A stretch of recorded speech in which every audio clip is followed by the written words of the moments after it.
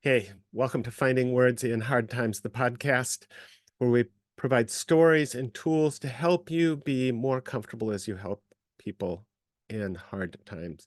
I'm John Swanson, a teacher, writer, and hospital chaplain, and I want to talk a little bit today about time. Uh, and to remember that time does not heal all wounds, contrary to what we often tell people. When I started my professional life, I was studying communication, and more accurately, I was studying rhetoric. I almost never say that to people, but rhetorical theory and criticism is what I earned my doctorate in. Rhetoric is um, about the creation of meaning through words and symbols. Um, it often is misused when people start talking about mere rhetoric. In fact, we are always involved in the process of choosing words in an attempt to shape meaning, to shape reality, to provide support and whatever. And I think that that's probably why I do this project, the newsletter and the podcast called Finding Words in Hard Times, because I spent so much of my life trying to figure out how to connect words and audiences and timing and ideas um, in church settings, in hospital settings, in a variety of other settings. So that's my background. And in ancient rhetoric, um, as in 3, 4, 500 BC, there was the idea of the right time. A well-trained speaker will be taught about variety of ways of saying things, kinds of arguments, ways of explaining, approaches to helping people understand. And a well-trained speaker will be taught about personalities and how different personalities respond.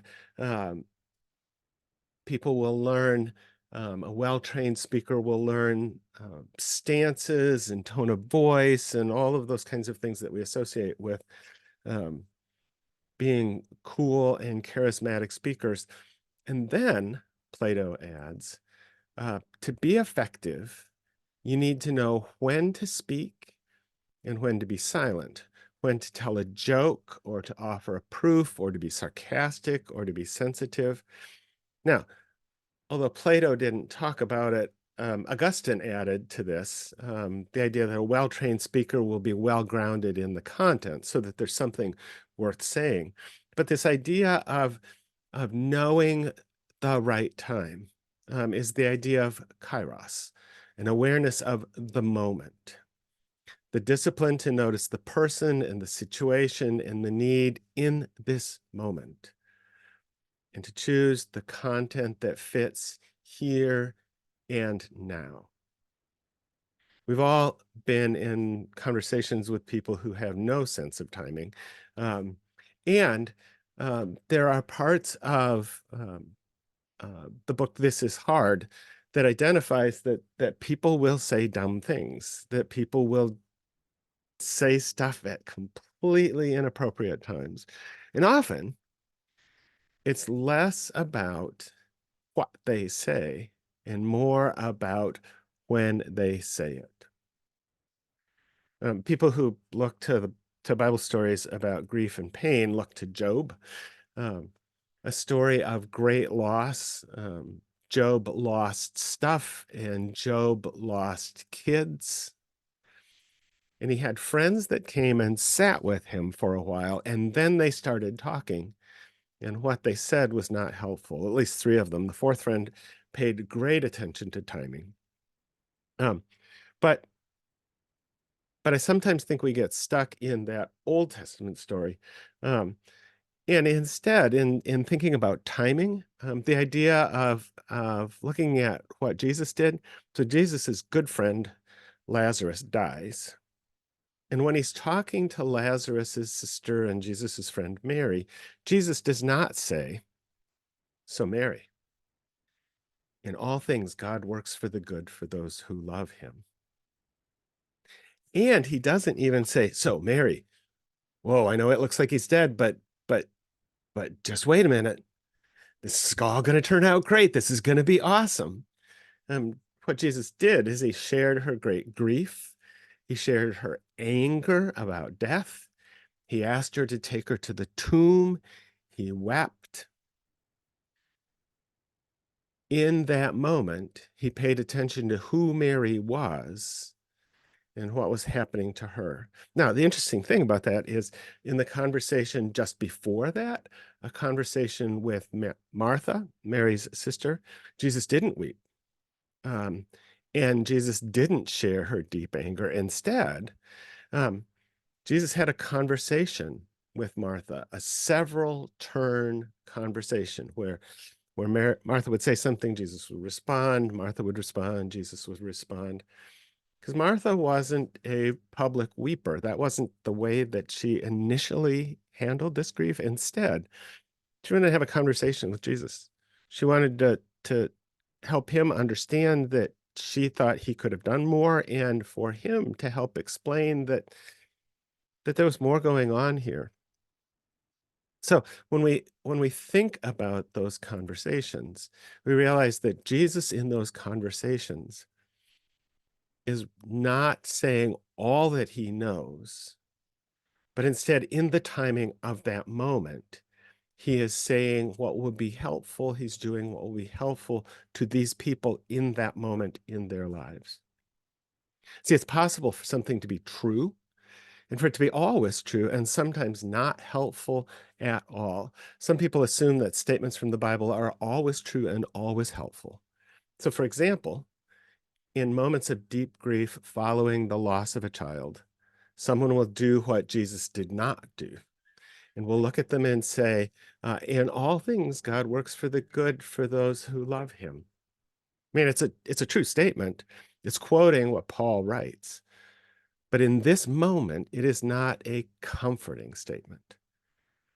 And as it is often used, that all things, God works for the good of those who love him, it's often used to mean, I'm uncomfortable with you crying right now, and I don't want to deal with your really hard why questions. So I'll pull out this Bible verse that you can't really argue with, because if you do, it will look like you don't love God. It is not the right time for those words.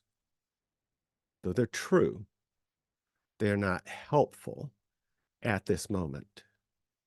And timing matters.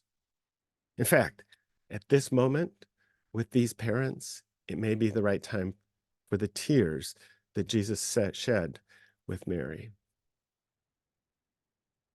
So I started talking and thinking about grief and time. And a while back, I started talking to people in terms of seconds, minutes, hours, days, weeks, months, years, lifetimes. So as we're thinking about grief, as we're thinking about being helpful to people in hard times, we can think about seconds, minutes, hours, days, weeks, months, years, lifetimes. So I am often with people in the seconds and minutes after a death. That is not a time for teaching. In fact, often that is not a time for many words at all. In fact, there are times where I will be in the room as someone dies, and then I'll be quiet for seconds, and I'll be quiet for minutes, and then I will say, I'm going to step out of the room right now and let you have some time. In seconds, in minutes, people are experiencing so much shock that the idea of teaching, that the idea of um, long conversations, the idea of clarifying and all of that stuff is just dumb. When we're thinking in terms of days after a death, there are um, lots of activities that need action, and there are lots of feelings that people may not be having because there's a shock that sets in. So in the days after a loss, again, it may not be time for explaining, but it may be time for helping people with the next steps that they identify. It's certainly a time for checking in on people. It's certainly a time for shoveling driveways that just got filled. It's certainly a time for providing meals. It's certainly a time for short-term specific helping. As we look at weeks, during weeks, people are now starting to live with the idea that this person is no longer with them in the same way. There's some grief work that's going to be going on during this time. And so during the weeks after a loss, doing lots of listening as people are telling these stories of what just happened, and doing lots of listening to figure out how we can be specifically helpful as people are trying to figure out how to navigate next steps, figuring out passwords that got lost, figuring out how to deal with um, legal matters and financial matters, helping people, listening to people, and providing words that are orienting um, in those days. In the months after a loss, there are firsts. First birthday, first Christmas, first time realizing that you have to put the snow tires on if you're in part of the country where snow tires matter.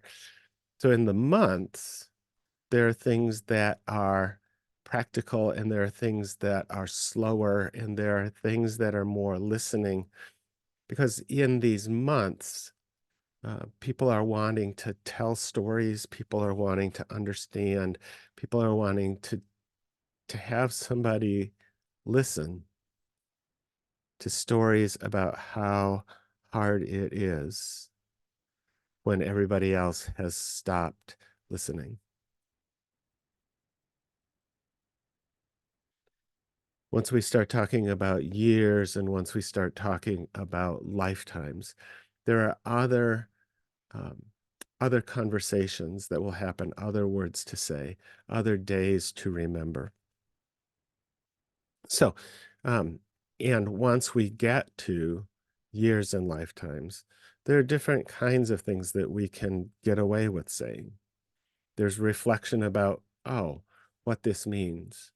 And it may be 5 years after the event that there can be a reflective conversation that looks at, so what's happened since then? Are there ways that God's spoken to you?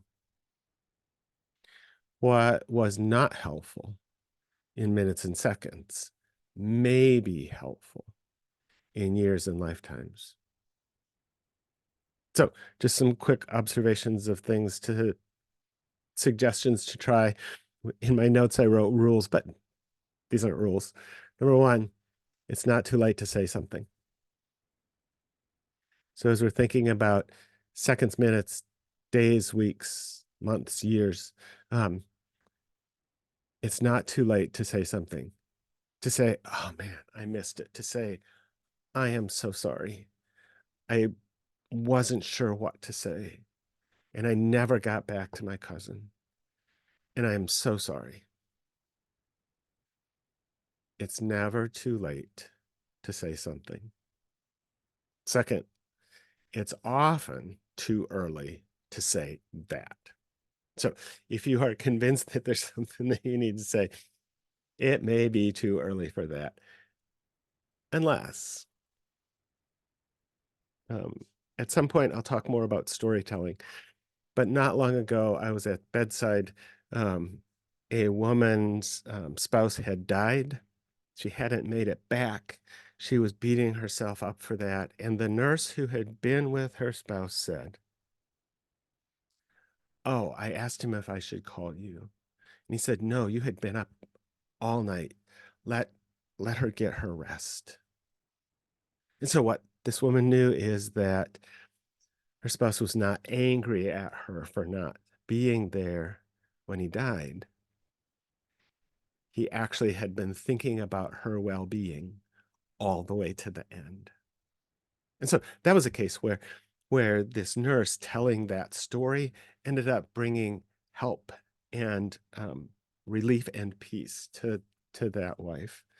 But It's often too early to say things that we are sure that are going to be helpful. Third thing to think about, sustained interaction matters, like with shoveling or with holidays. So, um, a number of short interactions may be way more helpful than one big conversation. Fourth observation, always read the room and the relationship. It may not be your place to say the most helpful thing to this person, to stick around all the time. Maybe somebody else's place may not be characteristic of your relationship. So read the room, read the relationship. Finally, be prepared to get things wrong, which is fine because this is not a speech competition, right? We're always worried about getting the exact right thing to say at the exact right time, as if there's going to be a grade on it. It's like, nope, this is not a speech competition. This is caring for friends and wanting to be helpful. So give yourself peace and give yourself grace as you're involved in trying to find words to be helpful for other people. Thanks for stopping by today. This again is Finding Words in Hard Times, the podcast, trying to provide stories and tools to help you be more comfortable as you help others in hard times. Um, Read my book, This is Hard. Subscribe to the email version of this at thisishard.substack.com. And I'll show up again next week with another episode of Finding Words in Hard Times. And in the meantime, thanks for being helpful.